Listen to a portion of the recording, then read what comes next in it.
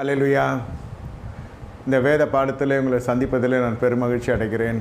மேய்ப்பனின் கோலிலே இந்த நேரத்தில் இருபுறம் கருக்குள்ள பட்டயம் வேத வசனம் என இருபுறம் கருக்குள்ள பட்டயம். I hope the congregation are following me and I am clear to the congregation. Please put your thumbs up or see to that I get information that you are receiving my messages. இப்பொழுது மாயக்காரர்களை குறித்து நம்ம பார்க்க போகிறோம். பிரியமான தேவனுடைய ஜனமே, மாயக்காரர்கள் என்றால் என்ன?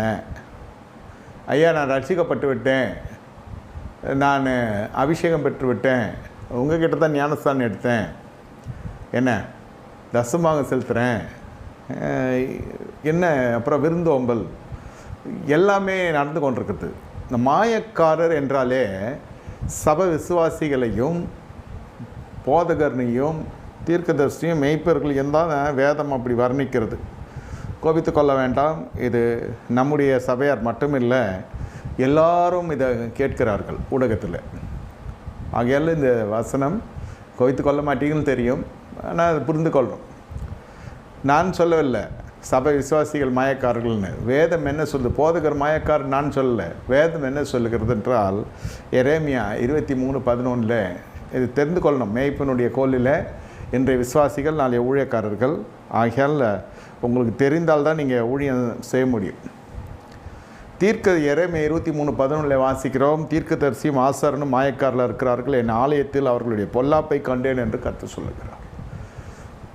இது பாவிகள் இல்லை, மாயக்காரர்கள்னால் முழுக்க விசுவாசிகளும் ஊழியக்காரர்களும் தான். தேவ ஜனம், தேவ மந்தைக்குள்ளே இந்த காரியம் இருக்கிறது. இதெல்லாம் வேற்றுக்கிற வாசிகள் இல்லை. மாயக்காரர்கள் என்பது விசுவாசிகளுடைய வாழ்க்கையில் அழித்து போடப்பட வேண்டிய மாயங்கள், ஊழியக்காரருடைய வாழ்க்கையிலே அழித்து போட வேண்டிய மாயங்கள், இவைகளை துப்புரப்படுத்துகிறது தான் தேவ சமூகம். என்ன?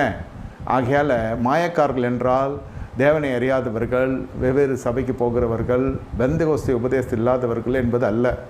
முழுக்க ஆவியின் அபிஷேகத்தை பெற்ற ஜனங்களுக்குள்ளே இந்த மாயம் வருவதற்கு வாய்ப்பு இருக்கிறது.